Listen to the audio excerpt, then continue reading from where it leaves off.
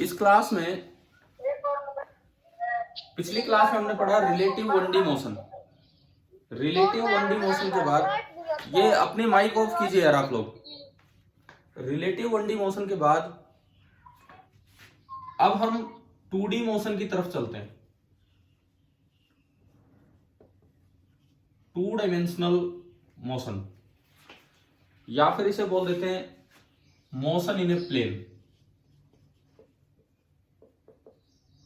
2 dimensional motion या फिर motion in a plane. अगर स्ट्रेट लाइन के अलोंग पार्टिकल चले तो वो 1D मोशन है, और आपको एक प्लेन में चलाना पड़ रहा है, मतलब उसकी पोजीशन बताने के लिए एक नहीं 2 एक्सिस की जरूरत पड़े, एक्स और वाई एक्सिस, तो वो 2D मोशन है। जैसे ये एक एक्स एक्सिस है, ये एक वाई एक्सिस है, और कोई पार्टिकल इस तरह से मूव कर रहा है, कैसे भी मूव कर रहा हो, तो this is a 2D motion. किसी भी समय, मान लो t इक्वल टू 0 पे यहां था, तो किसी भी समय इसकी पोजीशन बताने के लिए t equal to T time पे ये जो पोजीशन होगी ये बताने के लिए आपको 2 कोऑर्डिनेट्स की जरूरत पड़ती है, ये x और ये y। खाली एक x बताने से इसकी पोजीशन क्लियर नहीं हुई। इस तरह के मोशन को बोलते हैं 2D मोशन या motion in a plane. Equation सारी वैलिड है। जैसे पहली इक्वेशन, वेलोसिटी की इक्वेशन 1D मोशन में होती थी dx by dt। 1D motion में वेलोसिटी की इक्वेशन हुआ करती थी dx by dt। 2D motion में वो जो इक्वेशन होगी अलोंग x एक्सिस तो हो जाएगी वेलोसिटी का x component dx by dt, and along y axis हो जाएगा वेलोसिटी का y component dy by dt। Clear? मतलब जो इक्वेशन 1D मोशन की थी वो 2 अलग अलग एक्सिस के अलोंग लग जाएगी 2D मोशन में। सेकेंड इक्वेशन, हमारी सेकेंड इक्वेशन होती थी a is equal to dv by dt। a is equal to dv by dt। तो बताओ ये क्या क्या बनेगी equation along x axis along y axis, क्या क्या इक्वेशन आनी है? Along x axis ax is equal to dvx by dt, and along y axis ay is equal to dvy by dt। मतलब वेलोसिटी के तो कंपोनेंट कर लो, एक along x axis एक अलोंग y एक्सिस, और ये दोनों इक्वेशंस उधर लगा दो। ऐसी तीसरी और लास्ट इक्वेशन थी a बराबर v into D by D x, ये हम लिखते थे। अब इसको भी 2 एक्सिस के अलोंग लगाए तो a का x कंपोनेंट बराबर वेलोसिटी का x component into D by D X of V X, and a का y कंपोनेंट बराबर वेलोसिटी का y component into D by D T of V Y. मतलब क्या, गैलीलियो ने एक बड़ी इंपॉर्टेंट स्टेटमेंट दी थी।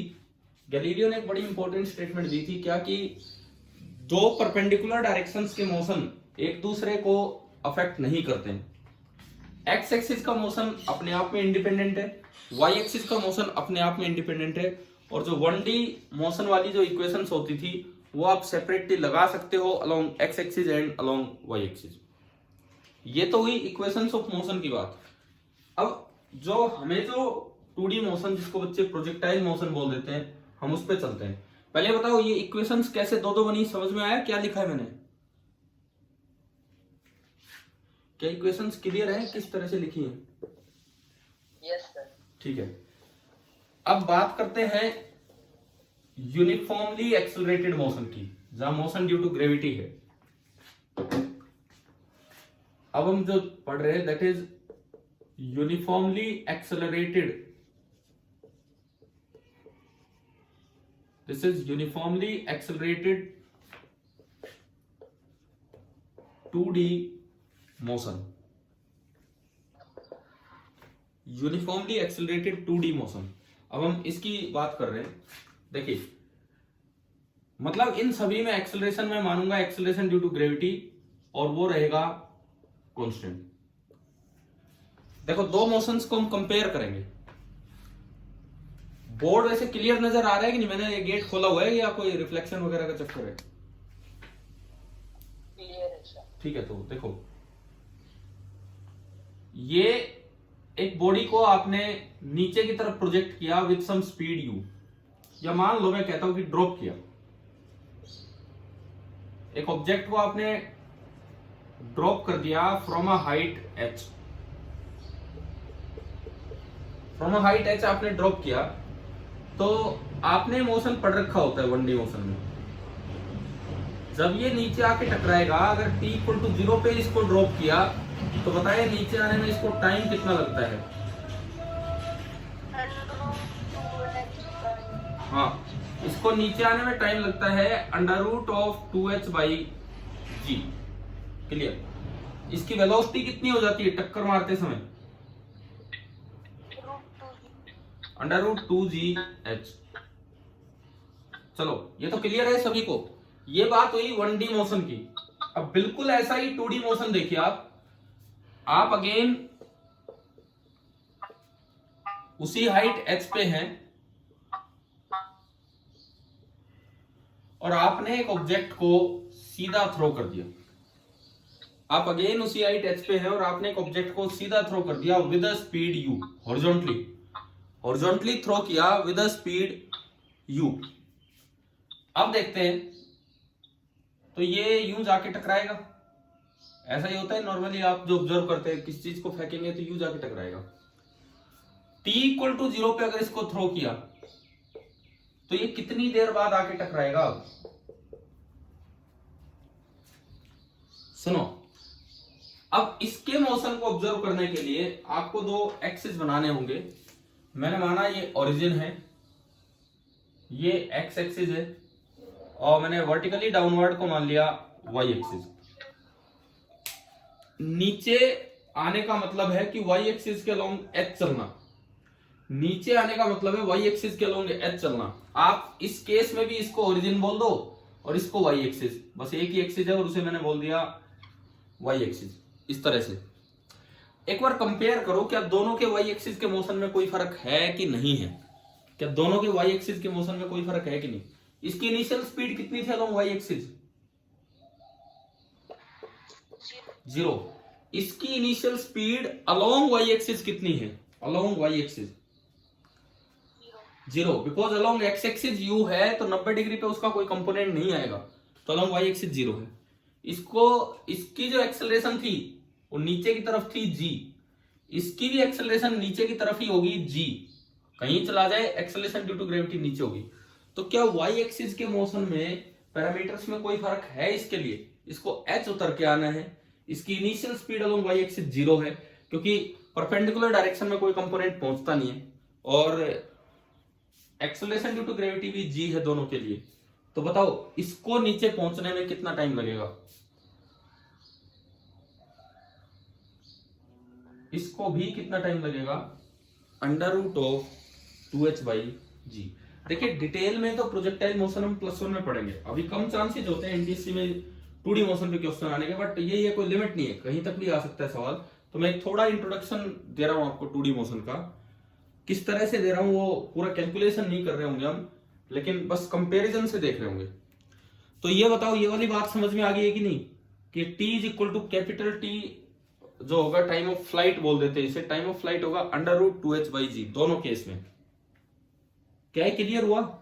ये ऐसा इसलिए है कि u का y कंपोनेंट यहां भी 0 है और u का y कंपोनेंट यहां भी 0। एक्सेलरेशन अलोंग y एक्सिस यहां भी g है, यहां भी g है। h यहां उतरना था, h यहां उतरना था। अच्छा, दूसरी बात, अब मैं बात करूं फाइनल वेलोसिटी की। यहां ये कितनी वेलोसिटी से टकराया along y axis? Along y axis ये कितनी वेलोसिटी से टकराया? ये लिखा हुआ है बोर्ड पे, √2gh। अब उस केस में देखो, टाइम तो हमारा हो गया, y एक्सिस के अलोंग तो ये वही वेलोसिटी गेन करेगा जो उसमें किया है, सेम मोशन है y एक्सिस के अलोंग, कोई फर्क ही नहीं है। तो इसकी √2gh वेलोसिटी तो इधर होगी। अब मैं बात करूं x एक्सिस के अलोंग वेलोसिटी कितनी होगी? x एक्सिस के अलोंग इनिशियल वेलोसिटी कितनी है बताओ? x एक्सिस के along initial velocity u। Acceleration जब y एक्सिस के अलोंग है तो उसका रोल क्या होगा अलोंग x एक्सिस? क्या एक्सेलरेशन का कोई पार्ट अलोंग x एक्सिस है या नहीं है?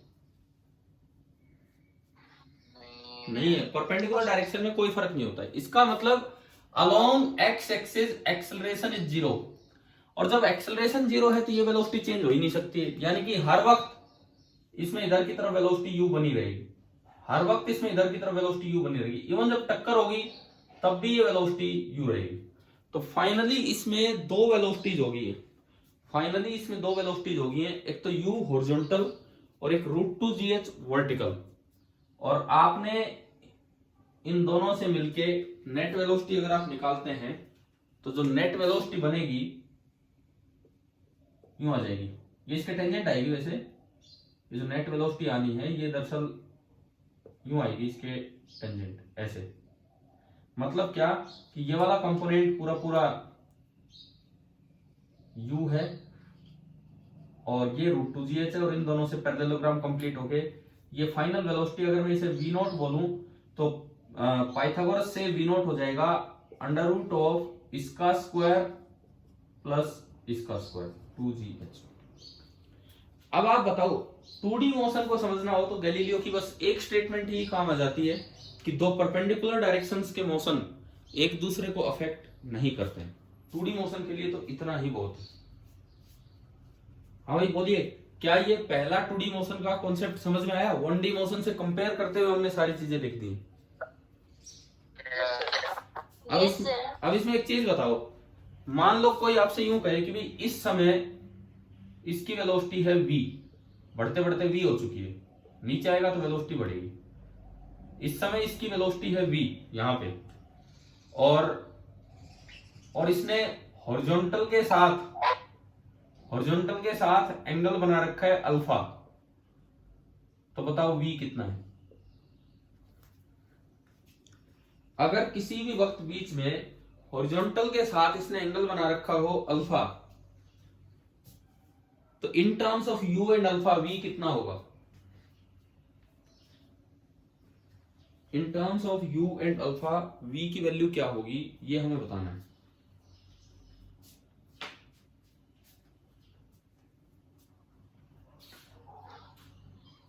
बताओ कैसे निकालें?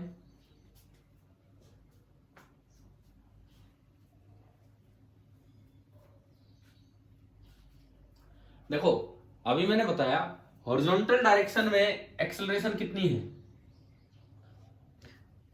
0। हॉरिजॉन्टल डायरेक्शन में एक्सेलरेशन 0 है तो हॉरिजॉन्टल कंपोनेंट ऑफ वेलोसिटी तो चेंज हो ही नहीं सकता। आप v के दो कंपोनेंट कराओ, ये इधर वेलोसिटी है v, एंगल है अल्फा, तो बताओ ये कंपोनेंट क्या होगा? v कोस अल्फा की v sine alpha? v cos alpha. और v cos alpha horizontal component वो तो चेंज हो ही नहीं सकता, वो तो वही रहेगा जो इनिशियल है, क्योंकि x के अलोंग एक्सेलरेशन है नहीं। तो it means v cos alpha is equal to u, और मेरे पास v की वैल्यू आ गई u अपॉन कोस अल्फा, और you can say u second alpha. बताओ एक छोटे से पॉइंट से क्वेश्चन सोल्व हो गया कि भाई हॉरिजॉन्टल कंपोनेंट वेलोसिटी का चेंज नहीं हो रहा है। अब बताओ भाई ये वाला प्रोजेक्टाइल समझ में आया? प्रोजेक्टाइल मतलब वो ऑब्जेक्ट जिसको फेंका है वो होता है प्रोजेक्टाइल। तो ठीक है, ये चीज क्लियर है कि नहीं? ठीक है, एक आखिरी चीज इसमें, इस वाले मोशन में इसे बोल देते हैं रेंज, कि कितनी दूर ये जाके गिरा, ग्राउंड पे कितनी दूर ये जाके गिरा, इसे बोलते हैं रेंज। अब रेंज कैसे निकाले? देखिए रेंज जो है वो अलोंग एक्स एक्सिस है, अलोंग एक्स एक्सिस उसकी स्पीड कांस्टेंट है u, अलोंग एक्स एक्सिस उसकी स्पीड कांस्टेंट है u, और अलोंग एक्स एक्सिस वो कितनी देर तक चला? जो टाइम ऑफ फ्लाइट था दैट वाज √2h/g, ये था आपका time of flight. Along X axis वो इतनी देर तक चला है t that was equal to √2h/g।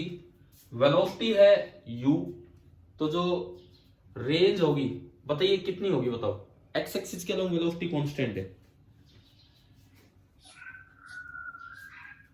बोलो क्या लिखे? r is equal to u into T.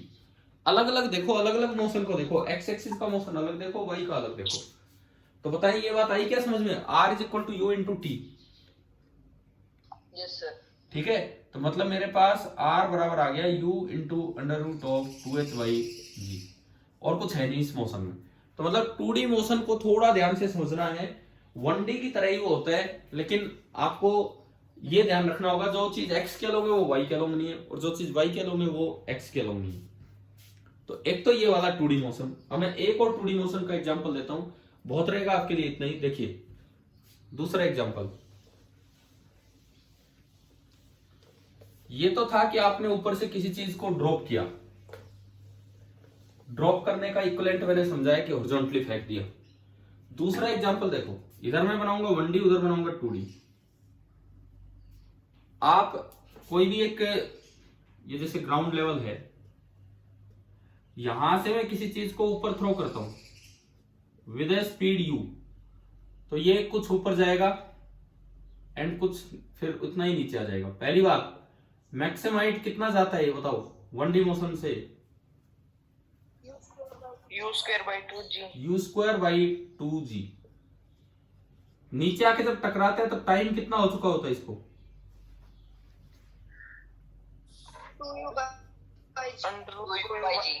2u/g, बस अंडर रूट कुछ नहीं। u/g जाने का time, time of accent, u/g आने का टाइम, टाइम ऑफ डिसेंट, और इतने टाइम में आ जाता है। अब देखो इसका इक्विवेलेंट 2D मोशन,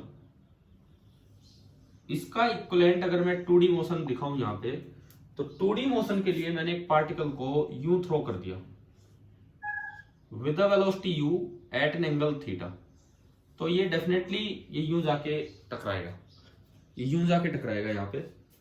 अब ये 2D मोशन है, प्लेन में मोशन हो रहा है, तो इसको ऑब्जर्व करने के लिए आपको एक एक्सिस सिस्टम बनाना पड़ा। ये ओरिजिन, ये एक्स एक्सिस और ये वाई एक्सिस। इसमें कितनी हाइट तक गया, दैट इज h, वो जो वहां थी।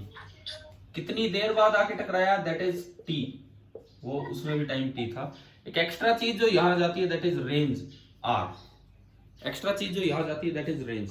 पहले तो ये देखो u है इनिशियल स्पीड या वेलोसिटी ऑफ प्रोजेक्शन, थीटा है angle made by initial velocity with horizontal direction. पहले मैं आपको 3 फॉर्मूला लिख के बताता हूं जस्ट कंपैरिजन करते हुए। मैक्सिमम हाइट, यहां कितनी है मैक्सिमम हाइट? u²/2g। देखो अगर मैं इसको इससे कंपेयर करूं तो ये ओरिजिन है और ये y एक्सिस है। यहां पूरी वेलोसिटी y के अलोंग है और पूरा एक्सेलरेशन भी y के अलोंग है, नीचे जी। यहां भी एक्सेलरेशन तो y के अलोंग होगा जी नीचे, लेकिन वेलोसिटी बीच में है, तो आप वेलोसिटी के 2 कंपोनेंट कर दो। बताओ ये वाला कंपोनेंट कितना होगा? ये u cos थीटा, तो ux आपका आया u cos थीटा। देखो आपसे बनवाऊंगा मैं अभी फॉर्मूले क्या बनेंगे। और uy आएगा u sin थीटा। अब आप इधर से कंपेयर करते हुए उधर की मैक्सिमम हाइट लिखो। यहां u है अलोंग y एक्सिस, वहां अलोंग y एक्सिस कितना है? कितना है अलोंग y एक्सिस?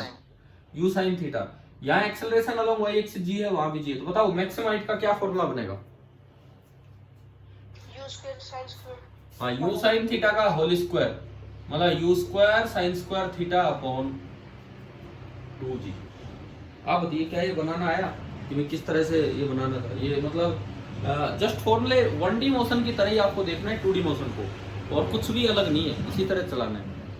चलो भाई, फर्स्ट हो गया। Time of flight is 2u/g। अब बताओ, यहां बताओ टाइम ऑफ फ्लाइट क्या होगा?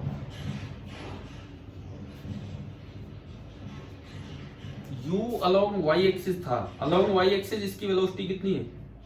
u sin theta. तो बताइए टाइम ऑफ फ्लाइट का क्या फॉर्मूला बनेगा? 2u sin θ/g। 2u sin, बिल्कुल सही, 2u sin θ/g। आधा टाइम u sin θ/g ऊपर पहुंचने का और आधा टाइम नीचे उतरने का, इस तरह से बनता है। अब बात आती है रेंज। रेंज बिल्कुल वैसे निकलेगी जैसे पिछले टॉपिक में हमने भी निकाली थी। रेंज है along X axis, along X axis इसकी स्पीड कांस्टेंट है, क्योंकि जो एक्सेलरेशन है वो वर्टिकल है, तो एक्सेलरेशन का कोई कंपोनेंट हॉरिजॉन्टल डायरेक्शन में नहीं है, एक्सेलरेशन का कोई कंपोनेंट एक्स एक्सिस के अलोंग नहीं है, इसलिए जो रेंज होगी वो डायरेक्ट लिखी जाएगी velocity along X axis into time. Velocity along X axis पिछले टॉपिक में वो u थी, वेलोसिटी अलोंग एक्स एक्सिस वहां पूरी u थी, लेकिन यहाँ पे इंटू टी होगा, ux इंटू टी। तो अब बताओ क्या बनेगा? ये आया, ये समझ में आया कि कैसे लिखा है पिछली बार की तरह ही? बताओ ये पॉइंट क्लियर है जैसे पिछले टॉपिक में अभी लिखवाया था? तो r is equal to ux, ux कितना है? u cos theta into T time of flight अभी निकाला 2u sin थीटा अपॉन जी। देखो मैं आपको 2D मोशन इस तरह नहीं पढ़ा रहा हूं जैसे +1 में हम पढ़ेंगे, उस तरह बिल्कुल नहीं पढ़ा रहे, उसमें तो पूरा एक चैप्टर बना के पढ़ेंगे। यहाँ तो जस्ट एक कंपैरिजन से मैं सिखा रहा हूं ताकि आपको 1D आता है तो उससे आप 2D आसानी से लिख पाए।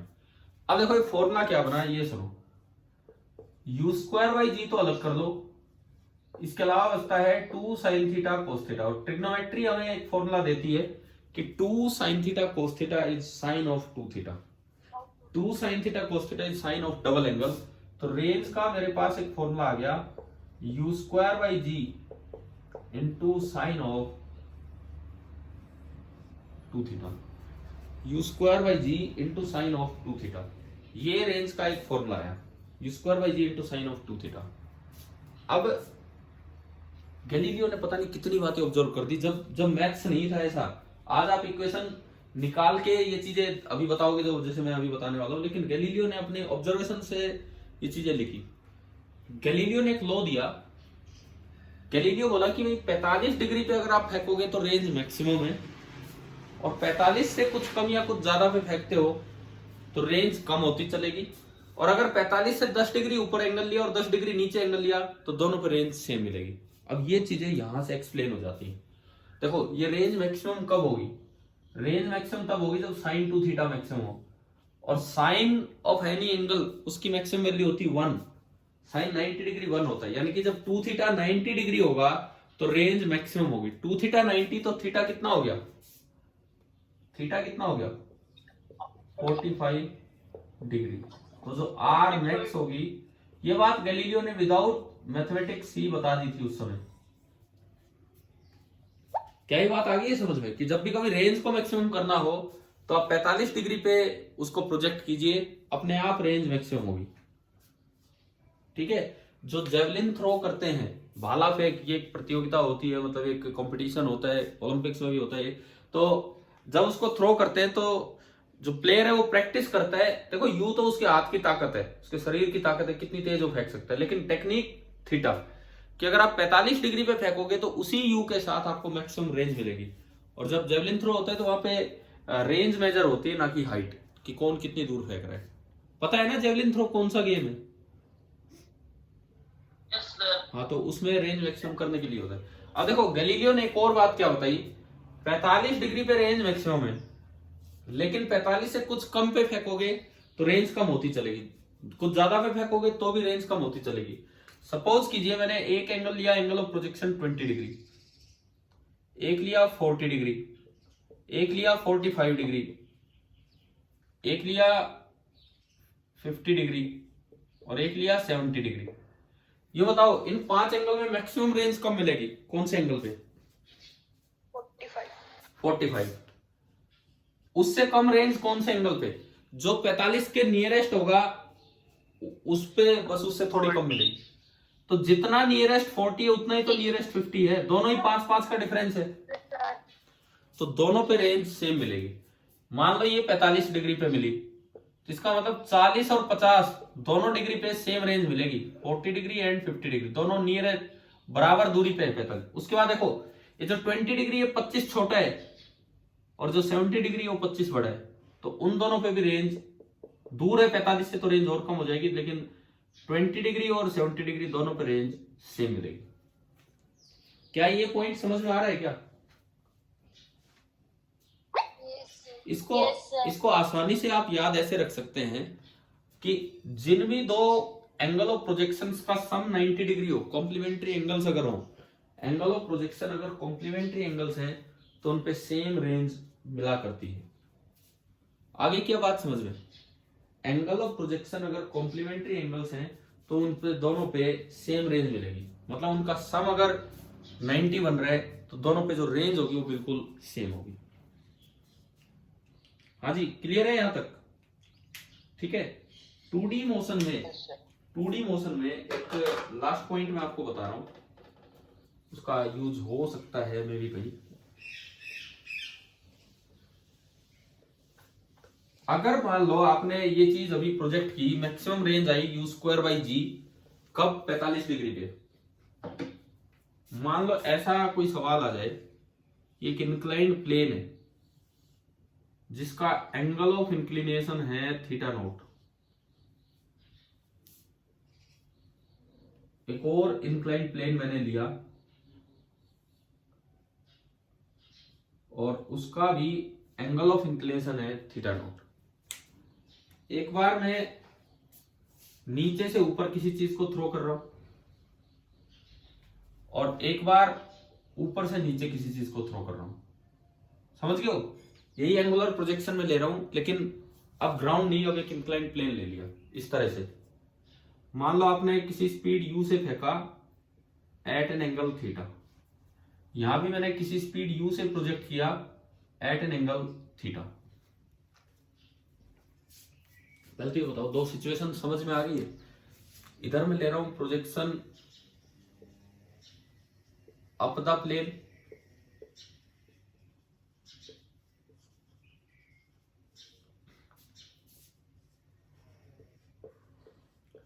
और इधर मैं ले रहा हूं प्रोजेक्शन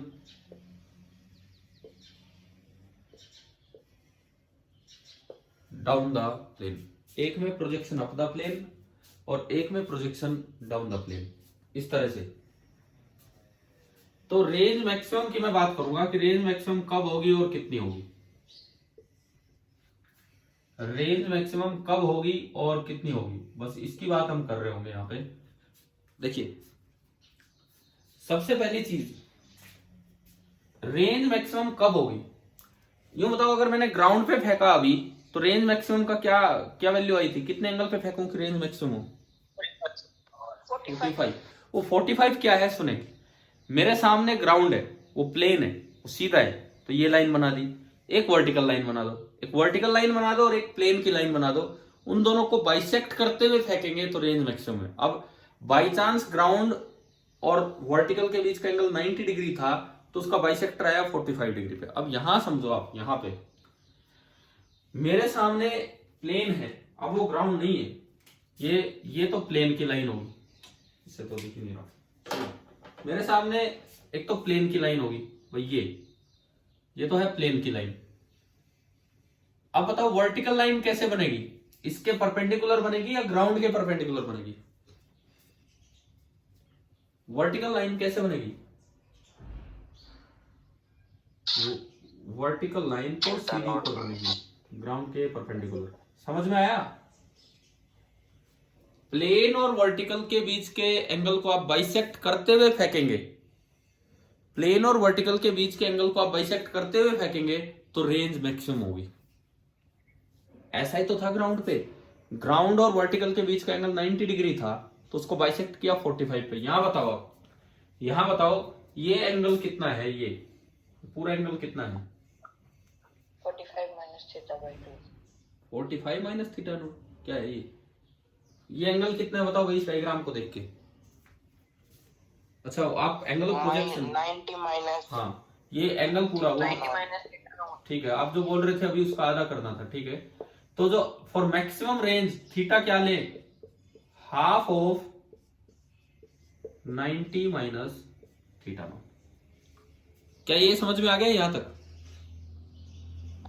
ठीक है। Yes, अब इसमें भी सीखो, इसमें भी ये ओरिजिन है, ये प्लेन, ये तो प्लेन की लाइन होगी, और एक बना दो वर्टिकल लाइन, वो सीधा ऊपर है, ये आपकी वर्टिकल लाइन। अब इन दोनों के बीच का जो एंगल है उसे बाइसेक्ट करते हुए फेंकना है इस एंगल को। पहले एंगल ज्योमेट्री से निकाल लो, ये थीटा नोट, ये 90, तो ये 90 माइनस थीटा नोट, और पूरा 180, पूरा 180। तो 180 में से 90 माइनस थीटा नोट घटाएंगे तो बताओ ये कितना बचा?